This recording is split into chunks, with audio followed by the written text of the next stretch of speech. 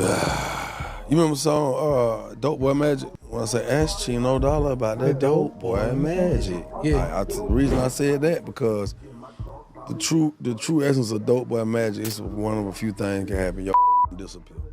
Your be locked up and they're gonna send your up the road and be around here somewhere ducked off where your family can't even come see you. Or you end up in that ground. Right. You know what I'm saying? Or you're gonna completely ghost the game. If you got any sense, you know what I'm saying? And the reason I spoke on that because when I walked away, I told Chino, hey, just don't get caught. My mama was the type like, this boy here different. How many brothers and sisters you have? It's a lot of us. About 12, 13.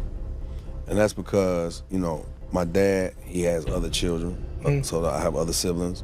My mom had one son, which is Quain. That's when she changed. She seen that 10-year-old baby eye. That young boy who is hey, I don't like that. And she like, what? She watching her son who's able to tell her that she's wrong. Yeah. And you're the adult. You know what I'm saying? Right. That shit, that's like that check engine light come on like, ding, hold on, whoa. Malfunction, because the moment you realize you're blessed. When you realize you're repeating something over and over again that you love to do. That's what Kyle just talked about. When you can, you know, when I wake up some days and I be like,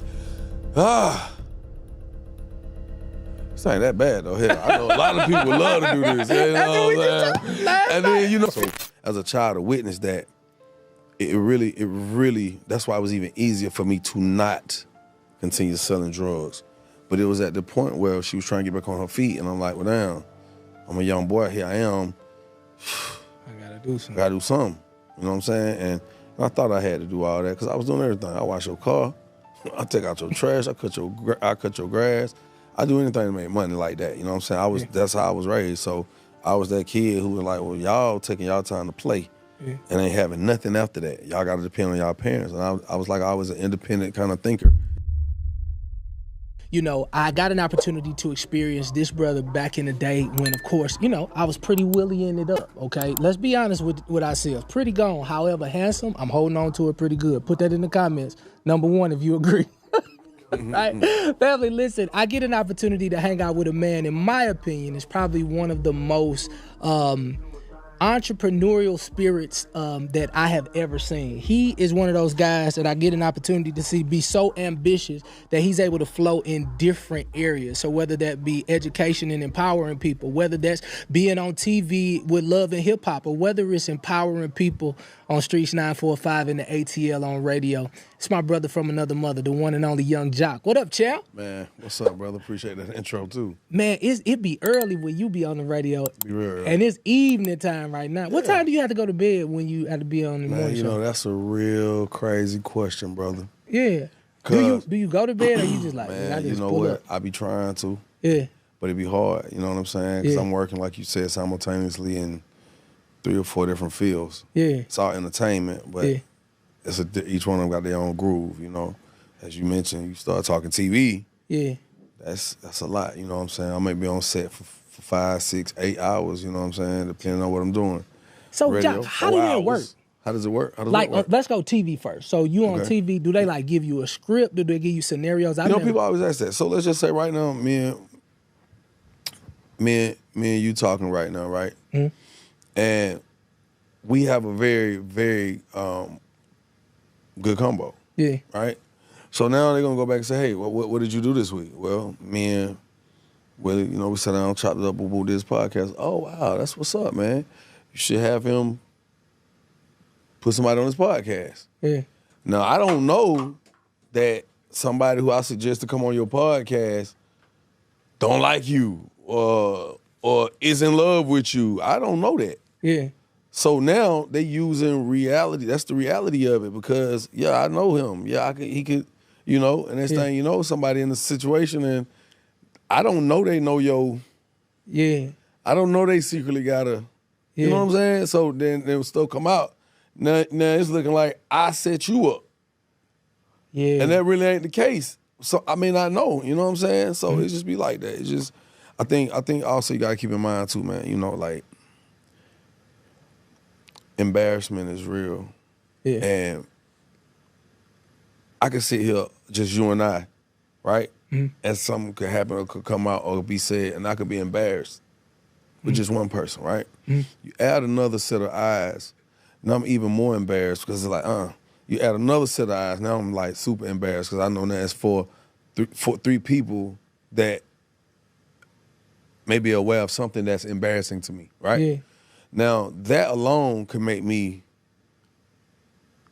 get a little extra saucy with you if we're having a conversation, if we already got some friction out of embarrassment or just because eyes are watching. But when 10 cameras get around you and you know millions of people watching, imagine where your level of embarrassment may go. Imagine how unhinged one may become because they're not ready for this moment. They're not trained to go in this moment. Half of these people may have been in the real world of, whatever the field may be of entertainment, hip hop, whatever. Yeah. But there's no media training there. You know what I'm saying? So instead of somebody holding, it just come out. You mother, your mama. I used to smack. Yes, and it be there. And you like, oh, it's up. Yeah. And I think I just figured out a way to master that. I realized that when people was on that show, I was like, you know what, man? Everybody on here come on here trying to play like they the boss.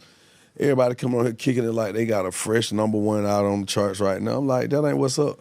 Yeah. I'm gonna tell you what my day-to-day look like. Here it is. Yeah. Real cat. When I touch down, if you meet me, you met me. So when I show up, I'm coming with the same energy. Yeah. And a lot of times I bring good energy. So if it's a fun aura that I come with when I walk in the room, that's what it's gonna be. Yeah. So that's how it worked for me as far as TV goes.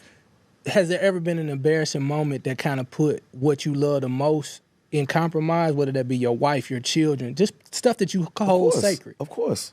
And then so how do you reconcile things that may have come off the wrong way? You know what I've learned?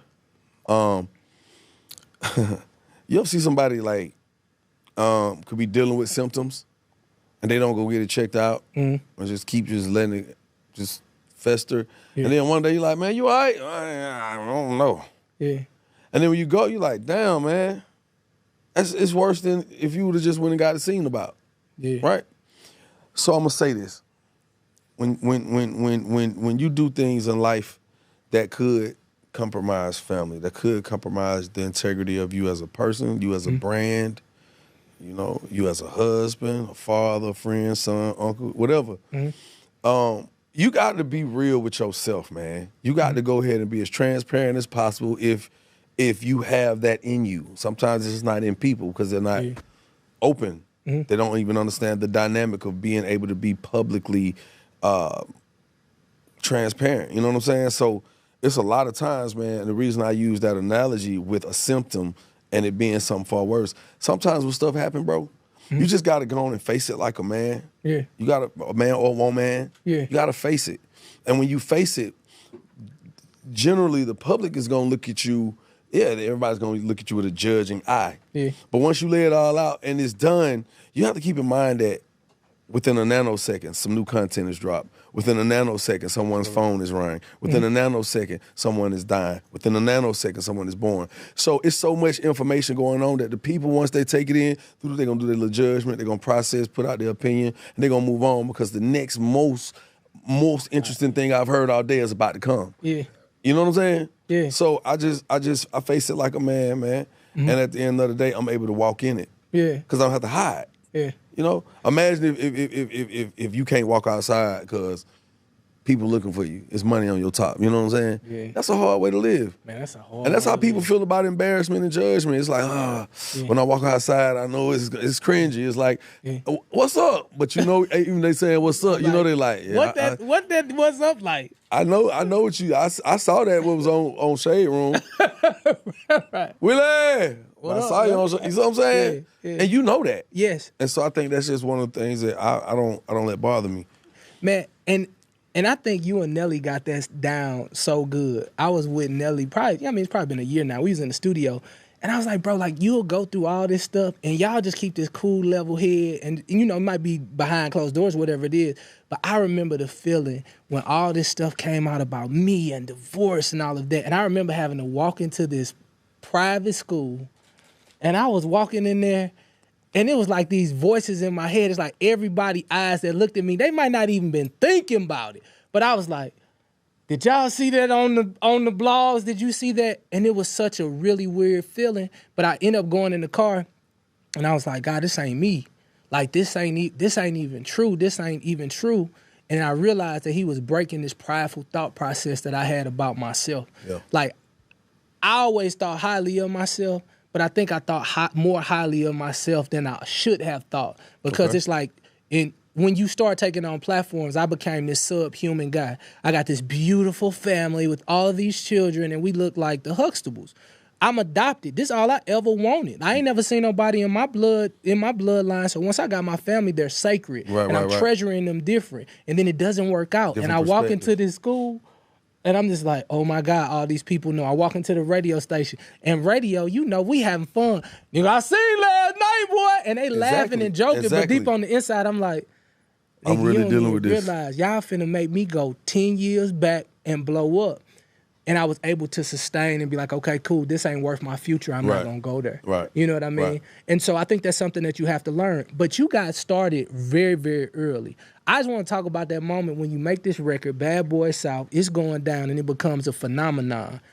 What mindset are you in? Are you still in the street, still doing whatever you're doing? Or are you like, man, I'm music full time and I finally get the hit? All right, so you remember the song Dope Boy Magic? When I say, ask Chino Dollar about that Dope Boy Magic. Yeah. The reason I said that because the true essence of Dope Boy Magic is one of a few things can happen. Your ass gonna disappear. Your ass gonna be locked up and they gonna send your ass up the road and be around here somewhere. Where your family can't even come see you. Or your ass gonna end up in that ground. Right. You know what I'm saying? Or you gonna completely ghost the game. If you got any sense, you know what I'm saying? And the reason I spoke on that because when I walked away, I told Chino, hey, just don't get caught. My brother. And here it is, we had this phenomenal moment in life where preparation meets opportunity equaling success. And my brother is right here with me, and I know that the feds just got a tab on him. You know what I'm saying? And as I'm going up, he's about to be stagnated because they just gave him 10 years. And this is what I've been doing this with. This is what I'm riding with. It's like, bro, what the fuck? You know what I'm saying? And so for me, it was instantly I was done with the streets. I ain't want nothing to do with nothing. I had already made my mind up, you know what I'm saying? So going into that space, into that play, I was already like, I don't want to do none of this because I felt like it was counterproductive, dog. You know what I'm saying? It's like I get the opportunity to finally make a change. I get the opportunity to finally uplift my family. You know what I'm saying? My bloodline. You know what I mean? I get the opportunity to be that guy in my family. You know what I'm saying? In my circle of people that love me, my tribe. You know what I mean? And I just think it's counterproductive because I'm doing. I'm like I could just do a little this and that. That shit come back even bigger, man. You know what I'm saying? And I just don't. I don't see it because it's like I'm working I'm giving up everything. I've sacrificed so many opportunities to do other things, but those other things they weren't as dear to me as my career or my dream of this career being an entertainer. So I'm doing everything to try to get my family out the hood, but then I'm also being counterproductive because I'm doing even more things on a daily basis to just have. Because I can't work because I'm trying to do this and it's making money, but it ain't really took off yet. So I just knew I had to walk away all in all. You know what I'm saying? I was trapping when I came up with the hook on God. I was trapping on Highway 85 on God, country in. You know what I'm saying? At a weekly stay. My wife at the time, she was pregnant. You know what I'm saying? Pregnant, working at Ruby Tuesday. I'm trapping out. I'm trapping out the weekly, you know what I'm saying? And I'm going to Ruby Tuesday trapping out of there too. You feel me? So I'm like, okay, how long am we doing this? I got something about to happen. I'm sitting here looking at Hurricane Katrina on the news, and I'm like, damn, I'm sacking up weed and stuff. You know what I mean? Like, damn, it's crazy. You know what I'm saying? And I'm saying to myself, man, I got to do something. And I was saying, man, what would Juvie do? That's how I came with this going down. I heard his voice in my head. I seen them people. It was that one visual that kept showing on the news and people standing on the car like, help. I like, boy, going down. It going down, you know what I'm saying? And that's what ended up happening to me. You know what I'm saying? I ended up, I went in the studio that like a day later and was like, man, I'm not trapping no more. It got to happen. I did that record. And by the time I walked out the door, you know what I'm saying? Life felt different instantly. So not because I knew I had a hit. It was just I had a different energy, a different vibration. It wasn't even about the song. Yes, okay, we gotta know. I just recorded a hit record. Yeah, but I ain't because it's still like that ain't even registered. Yeah. I just knew my heart and my spirit, my mind was in a different place. I was ready for change. I was ready to transition. You know what I'm saying? Yeah. Into the man that I'm still growing to become today. You know what I'm saying? I knew that was that moment of transition for me. So, man, that thing. So it all started with a decision. What men did you grow up kind of looking at and being like, yo, like I like the way they move? And what were the men examples that you was like, yo, were you attracted to the athletes, the dope boys, the working men? Bill Cosby. Me too. Eddie Murphy. Yeah. You know what I'm saying? Denzel Washington. Malcolm X. I didn't grow up looking at him, but I grew up acknowledging the history of Malcolm X. You know what I'm saying? Yeah. Martin Luther King. You know what I'm saying? Marcus Garvey. Were there any men in the neighborhood or at the house? Or did you grow up with dad? My dad. I was gonna wind down with him because homie was and still is that guy. You know what I'm saying? So like, for me, like, I saw the dope boys. I saw it. You know what I'm saying? And I was like, man, these boy really touching paper. But I also looked at what it entailed, what all you had to do to touch the paper. You know what I'm saying? I tried my hand in selling dope. I ain't like it. I ain't like it, especially crack. You know what I'm saying? Yeah, it's a spirit on that crack. Crack or coke. See, let me tell you, I started with crack. Yeah, that was. And I realized who my clientele was. It was like my homies in the neighborhood. It was their moms and their dads and their uncles. And I just was like, damn, this is my partner, but I'm selling it. You know, it just started being like, okay. Then even trying to get away from that and sell cocaine, for me, cocaine felt crazy because I was able to see the transition in somebody when they just could start playing with it, looking up, you know, from chicks, especially the chicks. The chicks it really happened to them fast because they get more than it's like a woman would end up getting more access to it than a man. And I'm gonna tell you why, because she'll have her own, then she with dudes, she partying, they offering to a woman because they trying to, you know what I'm saying? Yeah. So she's got her own supply. And then there's this, hey, wanna hang out? Yeah. Supply. So I would see those women come back, and then after a while you be like, yo, you ain't that same. You know, you starting to, it's about this now. At first it was about you and you having, you in the streets, you popping, but now it's, I need that. Like, damn. Yeah. You becoming what I just got away from, the people that smoking crack. You know what I'm saying? You can see the transition. So for me, I just felt like that whole part of the game, man, for me, it just, I knew, you know what I'm saying? Rest in peace to my mom. But I looked through a peephole one time at my grandma's house, and I saw my mama hit that straight shooter. That changed me. That, as a man, that made me say, I don't care who you are. If I love you, I got to tell you the truth.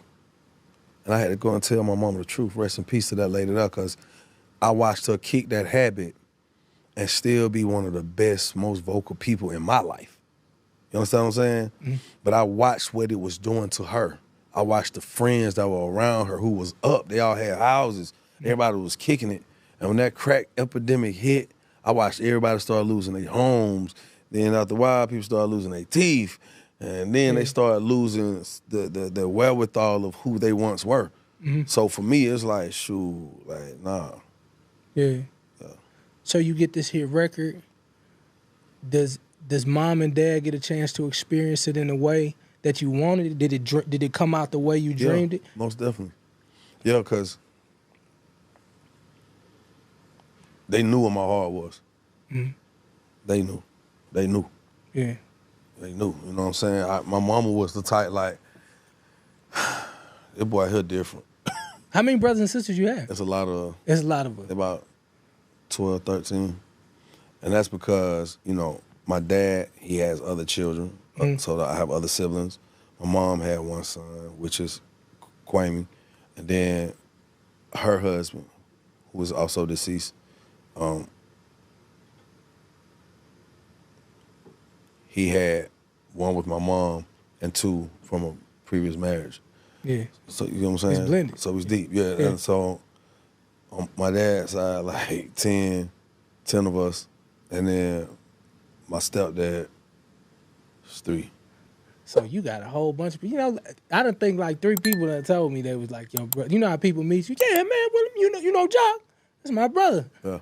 I didn't know it was about 20 of y'all. Yeah, we deep. Y'all deep. And are you younger? One of I'm the in youngest? the middle. You in the middle? Well, yeah, I'm in the middle. Yeah. I'm in the middle. And so for me, that created balance for me. You know that middle child syndrome? Yeah. It's like, you got the older kid who graduating college, you got the little kid who getting their first birthday, and it's like, hey. What about me? What about me? Yeah. You know what I'm saying? But I think that's what created that balance. That's why I'm always, you know, I try to be as helpful as I can, man, when I'm dealing with people, because I know on one end here's a older sister or older sisters and brothers who you look to them for guidance. You know what I'm saying? And you as you get from them, you hand it off to your younger siblings as you're processing it too. You know what I'm saying? Yeah. So I always found that balance, and that's why I kind of like when I deal with people, I'm willing to see who you are. Are you the older sibling or my younger sibling? Yeah. You know what I'm saying? And I deal with people accordingly. Yeah.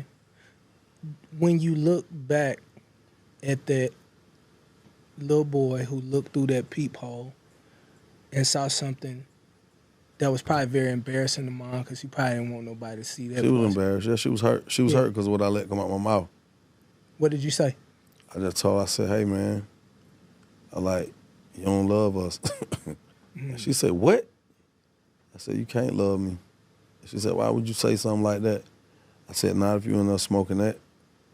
How old are you? Probably 10, 11. Damn. You know what I'm saying? And that changed, but what it taught me is sometimes no matter how out of line you are, the truth just got to be the truth.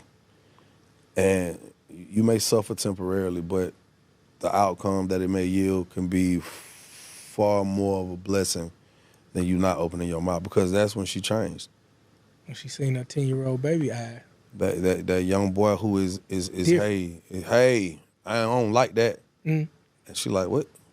She watching her son who's able to tell her that she's wrong. Yeah.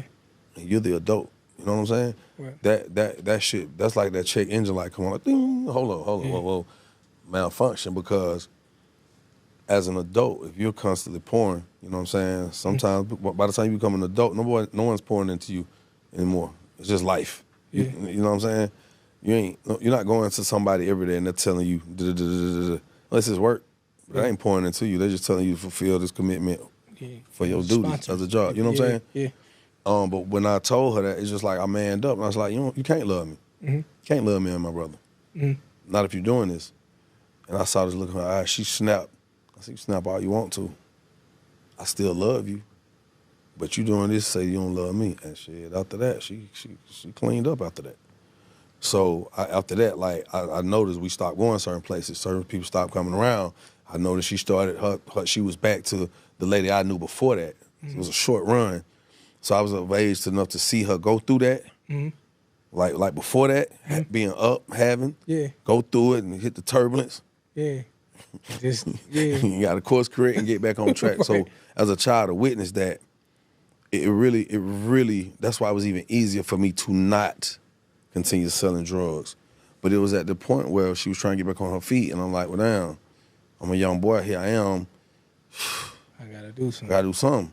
You know what I'm saying? And I thought I had to do all that because I was doing everything. I wash your car.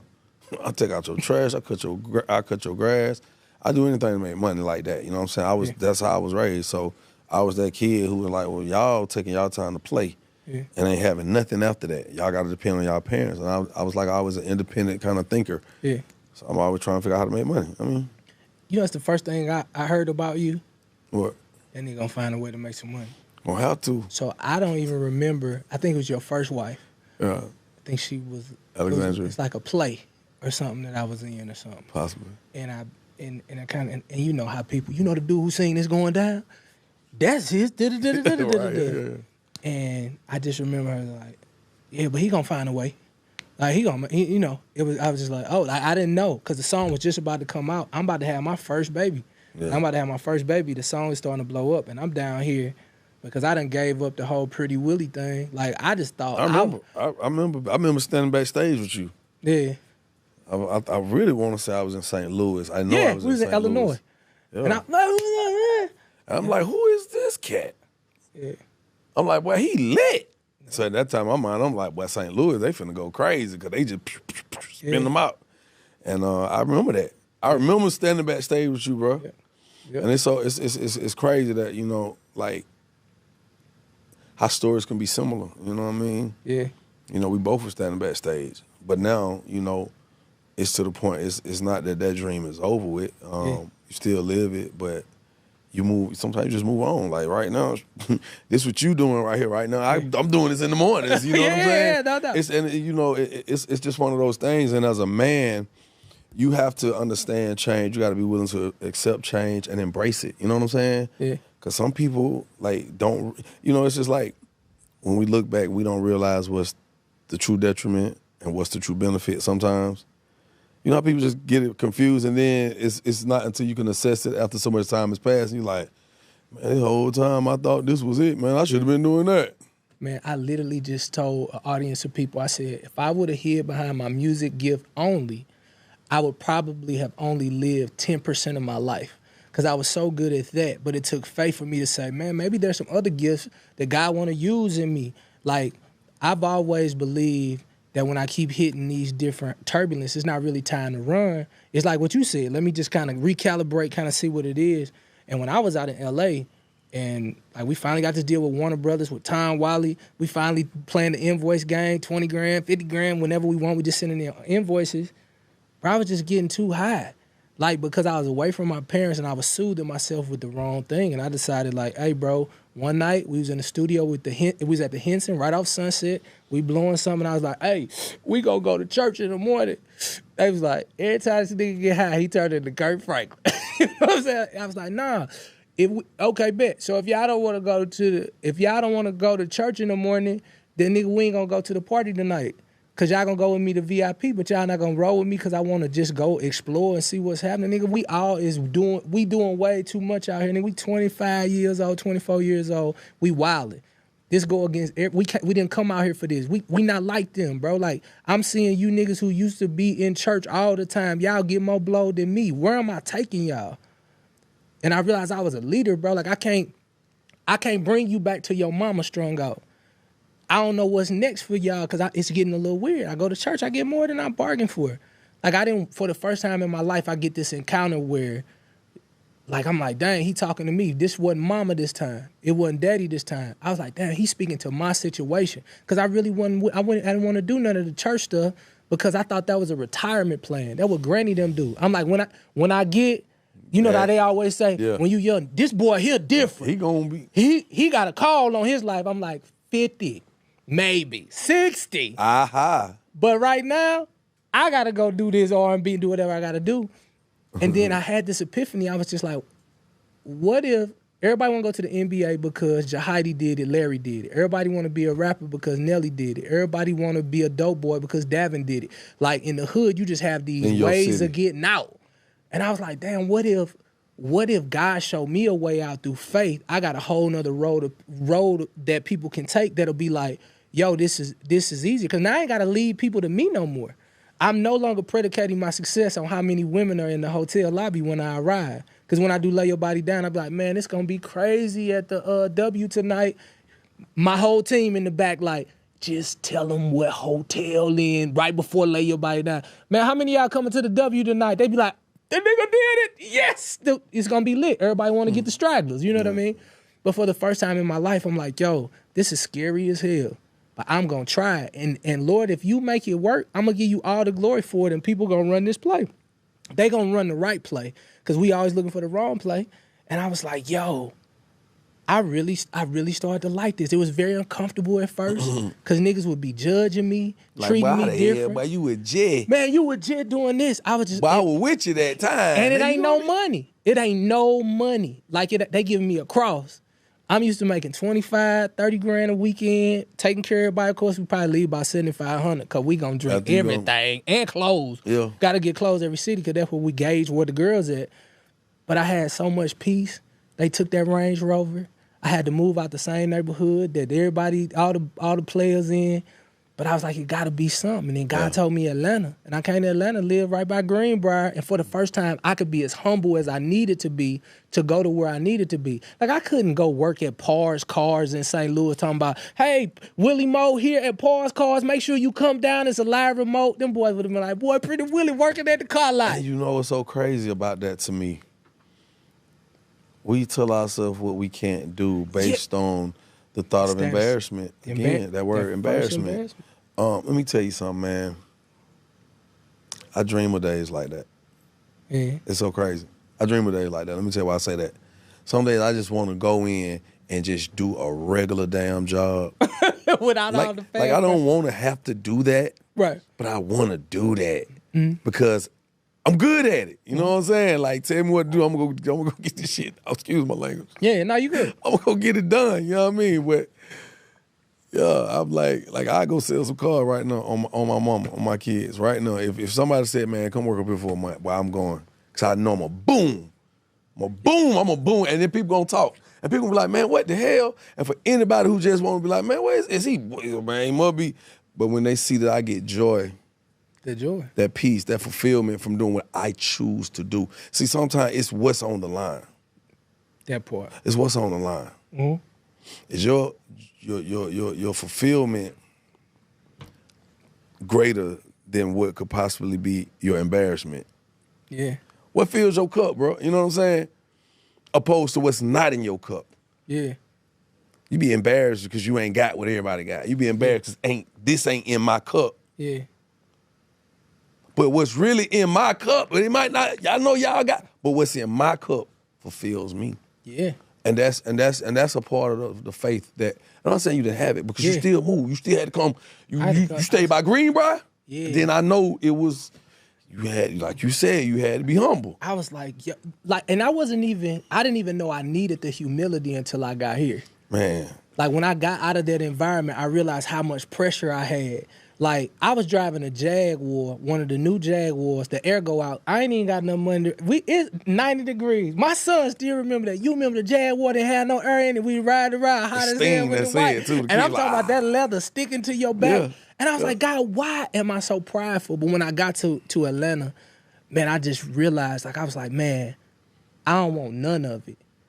Like, I don't want to be seen. I went and served a dude named Canton Jones. I was like, I don't want none of it. Just like what you said, people would go past and I'm carrying dude bags. They'd be like, hey, nigga, ain't you, And I'd be like, I don't do that no more. I'm done with it. I said, God, if you want to give me back any of this stuff, like, I'm rocking with it. I don't want to be seen. I don't want to be known. I just want your name to be great in my life. Like, I don't care what you want to do. And I hold strong to that now. Like, I just want what he want. And then finally I walked in the radio station carrying his bags. This dude, Ken Jones, carrying his bag. He about to do something for the kids. Program director come out and be like, P-Dub, man, we just picked up your radio show. Now here go the thing, bro. I don't know nothing about no radio show. But I'm being the comic relief on this little radio show with my homeboy Dwight.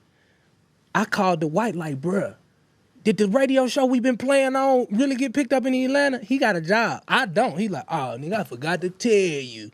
We did get picked up in Atlanta. I said, man, they about to make me go on the air and talk about it in like 20 seconds. What do I need to say? I'm going to send you some notes. He sent me some notes. I do what I'm going to do. But now I'm in. But it happened God way. The dude paying me to go to Par's Cars, Jock, $400. That was the best $400. That meant a whole lot to me then, too. $400? If I do it 2 times, rent $850, sell them over there. I'm like, bro, I already got my rent. So I'm good. The dude, this how much of a miracle it was in humility. He come out one day, he said, who in the hell is Willie Moore and why am I paying him? I was like, that'll be me. Who hired you? I hired people. They was like, no, he got a syndicated show. And so now I'm in the building, but now it's time to work the humility. Anytime they ask me to do something, they don't know who I am. My daddy told me, don't go down there and play smart. Go down there and play stupid. And they're going to teach you everything you need to know and redo it. By the time they knew it, I had a syndicated show, and then they started to discover, dude used to be a... And then God literally shifted my whole name. And I have like total peace in the decision that was made. And I'm just like trying to go around to everybody. I'm like, yo, I don't know what y'all doing, but man, God is a sustainer. And it ain't like what everybody think. Like, I still make mistakes. I'm so imperfect, but it's almost like I'm on an elevator, an escalator, and he continues to put me in the room with the right people. When I seen you at the car wash, believe it or not, 3 days before then, I was on Streets 945, and I said, this nigga changing. I forgot what you were saying, but everybody else was being funny, but you were serious. It wasn't a joke to you. Yeah. They thought it was a joke to make fun of whoever. It might even been Diddy or something. I don't know what it was, but you had like I was like, ooh, it ain't no joke to him. Sometimes just, and I do be the last one to. Yeah, he's like, nah, that ain't, man, you don't know what that man going through. Yeah. And I was like, oh, his heart is shifting. Then I see him, I'm like, bro, like, that's so crazy. Well, you know what's interesting, man? People, when I hear people say, like, I'm changing for the better, right?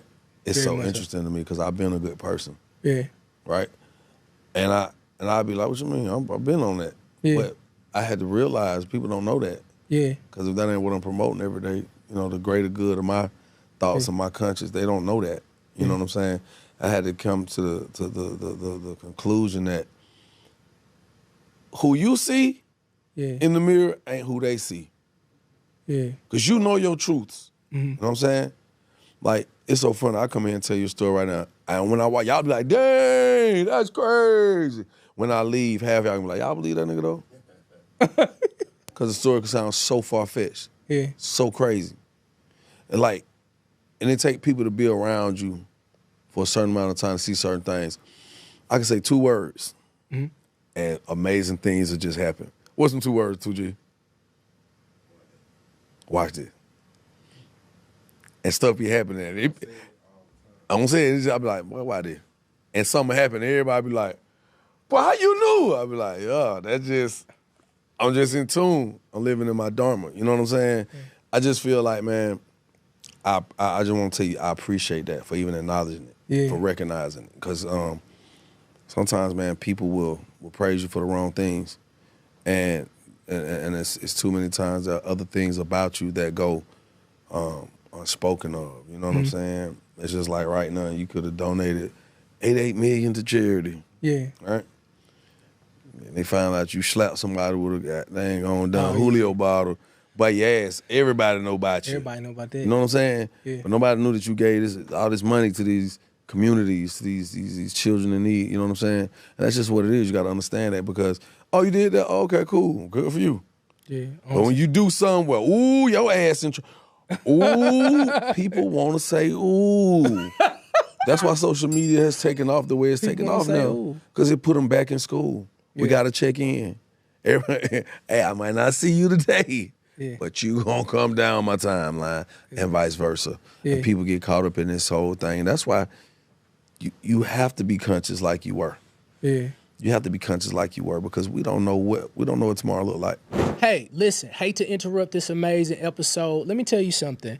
There are so many brands that need a place to land to share their product with an audience that actually engages. I know that there's a lot of people with a lot of numbers, but the beauty about this platform is that we have an audience that is desiring to engage with brands that are closely correlated with love, relationships, and helpful brands that aren't so crazy. So if you say Willie Moore Jr., maybe I don't land in the crazy category. Maybe there's an opportunity for you to promote right here on the show. So do me a favor. Click this little email right here. All right, send it to info@loveyoumore.com. All right, info@loveyoumore.com. And we're going to review at least 10 people this month in hopes that we can partner with you. So if you know your brand can fit on this engaging audience, man, hit that email and let me know what you're working with. Maybe we can work together. Now back to the show, flat out. When you had a really great breakthrough. I had Q Parker on here, and we talked a little bit about Bad Boy. Him and I we broke down, you know, because it's another black man not guilty until proven any different. When you look at all of the great things that Sean has done, do you look at it and see all this stuff that's going on now, knowing that you've had a closely correlated opportunity with him years prior?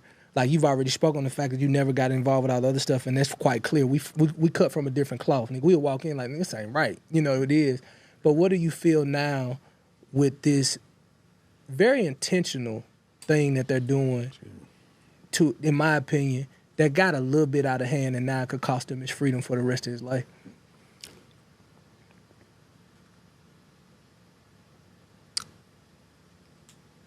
You know, and I have to be as transparent as I can, Willie. I think that when a man is able to intentionally have his way, I intentionally want to live a luxurious lifestyle. I intentionally want to be one of the biggest to ever do this. I intentionally want to be a gatekeeper. I intentionally want to be someone who's going to be considered wealthy and not rich. When someone lives that type of lifestyle, a lot of times it's hard for them to really see that, hold up, wait a minute moment. You know what I'm saying? Mm-hmm. Because you're so powerful that certain things just don't apply to you. Should I get that out of here? Dang. You know what I'm saying? Yeah. And sometimes I think that I don't want to say it like this, but I gotta say it like this. I don't want to say it like this, but I gotta say it like this.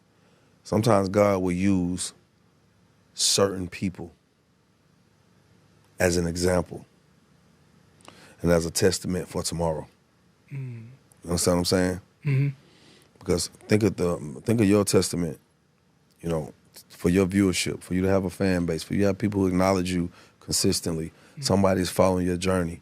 Someone has been changed by something you said. Mm-hmm. But because of your journey, you was able to say that. Somebody's gonna be touched by this situation with Diddy, whether good or bad. Mm-hmm. Profound or ludicrous. Mm-hmm. Somebody's gonna be affected by it, right? And down the line, 10 years, 20 years from now, somebody's gonna have to talk back about this moment. And if and I hate to say it like this, but I gotta say it like this. If God had not allowed this man to be in this fire, then the testaments that's gonna come from this, the stories, the course correction for those who are watching and not realizing like, oh, it will not happen in the future. A lot of times we cry, we grieve because someone dies, right? And that's only because in our mind we know that they will not be here from this point moving forward. And in your imagination, which is these thoughts, that your predictions told you that that person would be there in the future. And the reality of their expiration tells you that that's not the case anymore. Mm-hmm. That's a hard pill to swallow. Facts. So now you have to start this recollection process of everything you've ever dealt with that person and these moments, and you can't believe that these moments will never happen again, and this person will not grow with you as you go that way, and now it looks like you're gonna go this way and that person is getting left that way. And that hurts. Because we are so sold on the future of what we predict, and every day we trying to say how life gonna be, and and not realizing that people always tell us never look back. And I don't want to listen to anybody that tells me to never look back, because that is the only truth that we have, our past. Everything else is a figment of your what? Imagination. Mm-hmm. So we are opposed to rejoicing for what we have actually had, we are willing to grieve for something that we have only predicted. Mm-hmm. You hear what I'm saying? Mm-hmm. You grieving about something that you actually had. Yeah. It's like having money today, right? And you grieving because you don't have the money tomorrow. Mm-hmm. But shouldn't you be happy that you got the money? Mm-hmm. You got what you got out of that life of this person when you leave them behind. You ain't really leaving them behind. Mm-hmm. You ain't really leaving them behind, not for real. Mm-hmm. It's just going forward, they won't be there. Because as long as they're in your mind and your heart, they still with you. You know what I'm saying? Mm-hmm. And that's just the reality of what it is, man. That's all you got, the truth. And I'll settle for the truth. I would settle for the truth than settle for a lie about tomorrow. I do believe that with this Diddy thing, I think a lot of people who see this now, they're going to be like, you know what, I got to slow up. There'll be some course correction. There'll be some changes. While you're in that moment, hold on. Please, can I get some deodorant? I'm over here smelling like Popeye chicken, spicy. No, it's all good. We about to land the plane. We about to land the plane. God they giving me the boop, boop, boop. They giving me the boop, boop, boop. I didn't put no deodorant on. I feel bad. Well, I smell me now. That boy said, I smell me now. Damn. Sorry. I smell me now. I smell me now. No, but I do think that this is a valuable moment and a lesson that people are gonna learn. Jock, I'm gonna be honest with you, man. I'm so grateful that you give people an opportunity to just kind of share sides that people in your intimate circle get the opportunity to know. You know, she like always, she been pro. St. Louis don't really rock with nobody unless they 100. They get rich you so fast. They be like, hey, bro, that man ain't. And for years and years, man, it has always been nothing but like praise for Jock. And I'm grateful for the father that you are, getting an opportunity to see your children grow and go. Yeah. Thankful that you took the time to get off the road and do get stable with radio and sponsors and letting them bring that bag right on in. And just the bravery and courage you have to give parts of your life to a franchise that can sometimes be embarrassing and navigating through it. I tell you, that's your grace, bro. And I'm grateful that you wear it well. Nigga don't look like what he been through. You still look good, too. Man, I appreciate that, bro, man. Because, boy, it be some days, man. Yeah. It be some days. I ain't gonna lie to you. You know what I'm saying? Because I'm gonna tell you the moments when you realize you're blessed. I'm gonna tell you the moments you realize you're blessed. When you realize you're repeating something over and over again that you love to do. That's what Kyle just talked about. When you can, you know, when I wake up some days and I be like, this ain't that bad though. Hell, I know a lot of people love to do this. You know what I'm saying? And then, you know what I'm saying? Yeah. And I catch myself in these moments where I just want to share this before we wrap this up, man. It's moments, my team will be around me and they don't know what the hell I'm smiling for. Yeah. They think I'm laughing about something in the moment. And I'm actually probably the most frustrated person on earth at that moment. And they have no clue because I never shared with them, but I'm going to share it today. Yeah. It's oftentimes where I am in a dark place. And they never know it. And the only reason I'm in a dark place is because I know that there are people who deserve to be in a better place. It's people that I root for, that I want to be in a better place. I want to see a lot of people in a better place.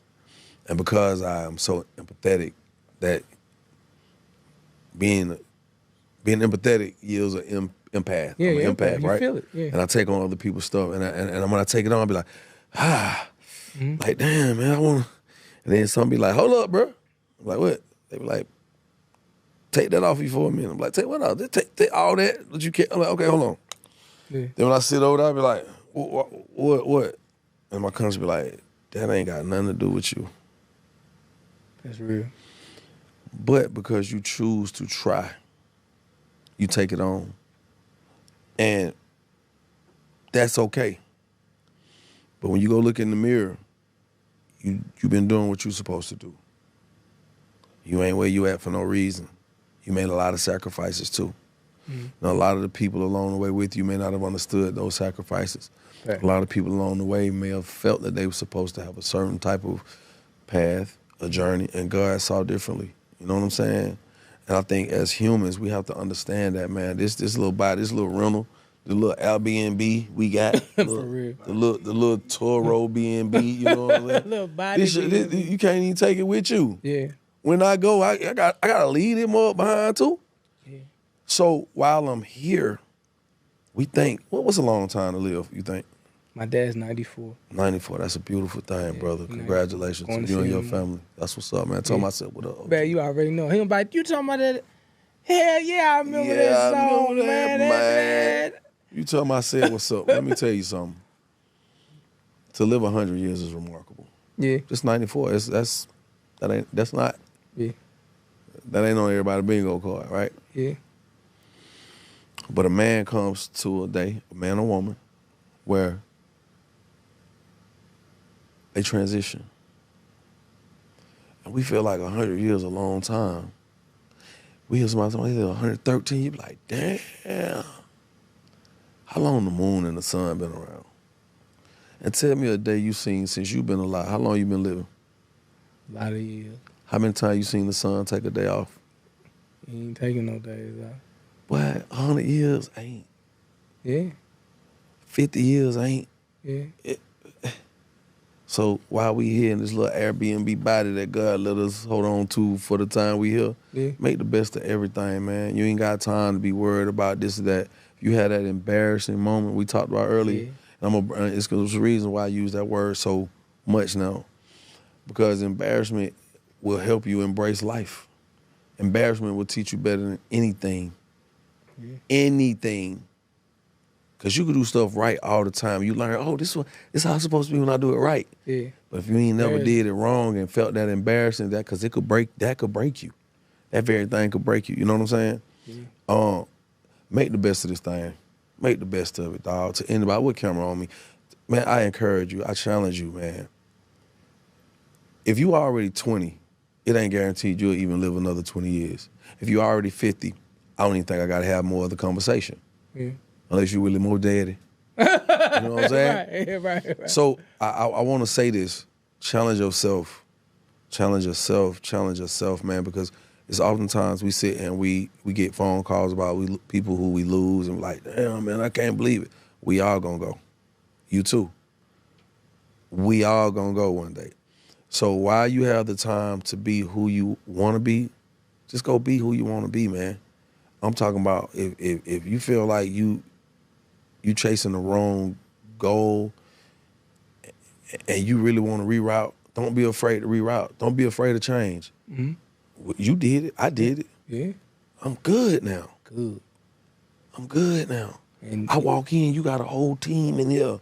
Mm-hmm. Yes, sir, Mr. Moore. Hey, some tea. I was like, oh, what this is? She's like, some water. I was like, oh. You served me up water in the Willie Moore mug. Love you, Moore. That's beautiful, man. You got to go live your life. So to the audience, man, I know I'm talking long, but when I get these moments, I take them because a lot of times I won't. Yeah, I appreciate you taking the moment. A lot of people who don't do what we do don't realize how much brain work it takes to communicate for 4 hours, 5 hours with people. And then drops and breaks and sponsors. They be like, boy, all you doing is just talking. I will come do it. Exactly. I let somebody do that, man, and please. Nut up. I'm talking about, or do it and be like, hey, bro, can you come back? Like if I just let the co-host do it, they be like, bro, you got to come back, man. I was tired for 3 days. Man, I brought somebody in on my show one morning, man. I ain't gonna say this person's name. I could do this. I got it. Okay, bet. Here's a little suggestion. I got it. This girl, I'm talking about looking like everything. Nah, she was so beautiful and just right. I'm like, if she could do this, it's a wrap. Cause she got, you know. Yeah. You know, you read, was it acronyms? Yeah. Was it acronym when we break it down? Like LOL, right? Yeah. We're on live radio. Uh-oh. That already. She's reading a story. Yeah. And she reads out SMFH.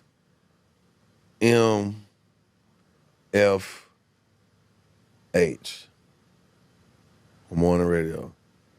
I said, hey, You can't say it. She said, what? All I said was shaking my... The producer like... Come on, Paul, beat. I'm looking. Now, she's supposed to be sitting in for me all day. This the first 5 minutes. She said, yeah, man, I quit. This ain't for me. I'm going to just go rap. I was like, go rap, my child. Go it's rap. an art. It's an art. The whole. I couldn't believe she said it twice. No idea. Big hard. I said, did you do this intentionally? I'm like, who sent you up here? Girl. But it is. I love doing what I do, man. And congratulations again to you on all your success, bro, man, because I'm telling you, it is something to see somebody just reroute their whole everything. Yeah, I see the attempt made all the time. Yeah. And people just disappear. Wow. People just disappear. Yeah. Like, damn. Then 5 years, 6 years, you be like, I forgot about, I saw bro. Well, how he look? Well. Right. It's to be expected if you ain't, you know. Man, listen. We win and listen to the Love You More audience. Glad you got an opportunity to hang out with myself and Young Jock. Do me a favor if you don't mind. Can you click to yeah, there you go. Hey family, listen, I'm gonna land this plane. Can you do me a favor? Can you subscribe to this channel? What I think I heard and you guys can correct me if I'm wrong in the comments. I think I heard that there is a man who was a young man who made a decision very early that there was something bigger and better for his life despite of the things that he went through. What I think I heard was a man who had a level of success that garnered international success, but yet still he wasn't afraid to pivot and do exactly what he needed to do. What I think you saw today is that it rings true that when the Bible says that the just shall live by faith, it means that essentially you are going to have to continue to take faith steps no matter how established you are. And all of us have a story. The beauty of every story is that your story is not for you. Literally going through uncoupling and divorce, I remember just how crazy it was sitting on the top floor of my penthouse looking over Midtown and thinking to myself, this is the emptiest I have ever felt. This is the most embarrassing moment that I've ever felt. And there's blogs and videos and people texting, and I just had to turn my phone off. I just wanted to scream, but I had no idea 5 years later that I would walk into a Starbucks 3 weeks ago and I see a gentleman, and he don't look as cool as he traditionally looks when I seen him in the gym. It had been a while, and I go over there and he says, man, my life going crazy, people making fun, my family. And literally everything that he said was something that I had been through 5 years prior. I'm not saying that to be impressive, but to impress a point upon you that everything that you're going through right now may not be for you. It's because God has trusted you with it. Maybe it's a trust for you that you don't even have for yourself. You know why? Because God knows that once you get on the other side of this obstacle, on the other side of this hurdle, on the other side of this transition, that there's an awesome testimony that's going to come out of your life. Here's the thing. The Bible declares this, that people are overcome by the blood of the Lamb and the word of your testimony. The question becomes, are you willing to go through the test so you can get the prefix testimony? Because every test has a testimony. So I'm challenging you in this moment to say, listen, I'm going through hell and high water right now, but it won't always be like this. Use declarations. My little self, when I have $2 and 2 nickels to come together, I was still speaking that I was the head and not the tail, that I'm the lender and not the borrower, that I'm above and not beneath. And even to this day, I wake up every single day and say, I'm well equipped and I'm here for duty, God. Do whatever you need to do. I'm smart, I'm intelligent, I'm loved, cared for, honored, trusted. I am a faithful man. I'm a faithful brother. I'm a faithful friend, and good things that happen to me. I ain't never had it so good. You say, Willie, you say all that stuff to yourself? Yeah, because the world gonna tell me everything I'm not. But my body believes what I say more than it believes the world. The question becomes, will you change your self-talk, get through this test so the world can enjoy your testimony? It's up to you. Put it in the chat. Number 2, if you gonna do it. I said number 2 because guess what? That's gonna give you peace. And I declare that you're gonna have peace that surpasses all understanding. All right? Subscribe to the channel. And don't forget to love you more. Flat out. Love you more, love